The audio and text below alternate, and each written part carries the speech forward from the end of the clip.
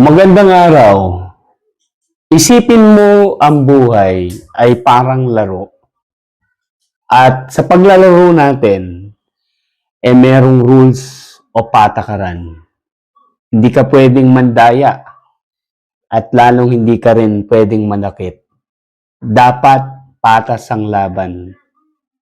Alam mo, sa tunay na buhay, ang mga rules na yan ay ang karapatang pantao.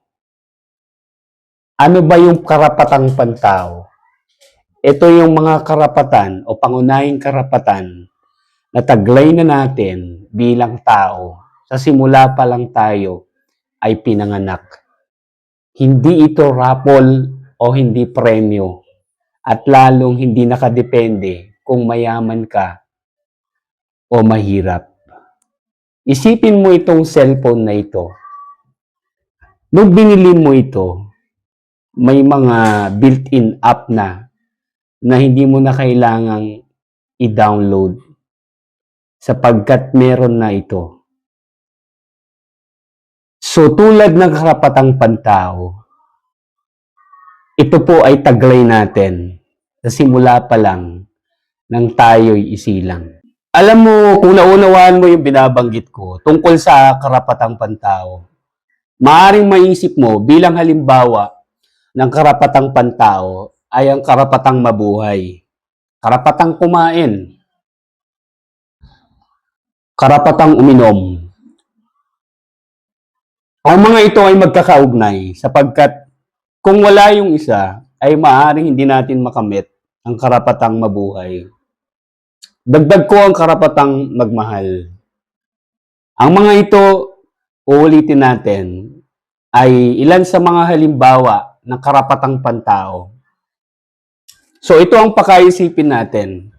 Ang karapatang pantao ay hindi pinagkaloob ng Estado sapagkat ito ay likas. Ngunit ito ay kinikilala ng ating Estado at pinoproteksyonan sa pamamagitan ng ating konstitusyon at mga nagawang batas. Kung hindi mo pa naunawaan o hindi mo pa nagigets kung ano yung karapatang pantao, ito, ilahad natin kung ano yung tatlong katangian ng karapatang pantao. Una, likas o inherent.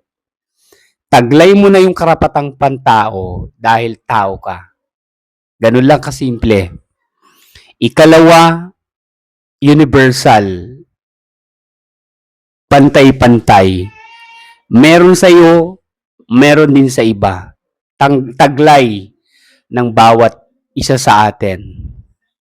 Ikatlo, inalienable. Hindi may kakait sa atin. Hindi pwedeng bawiin ang karapatan na meron sa atin o yung karapatang pantao na taglay natin. Teka, bakit ba pinag-uusapan natin tong karapatang pantao na ito?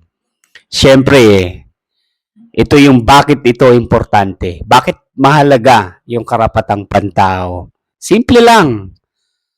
Kung walang karapatang pantao, pwede tayong abusuhin. Pwedeng pigilan ang mga nagsasalita ng totoo.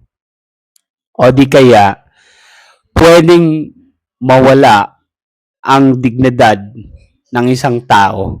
Tingnan mo tong helmet na ito, no? Marami sa atin gumagamit ng helmet, lalo na yung mga nagmomotor.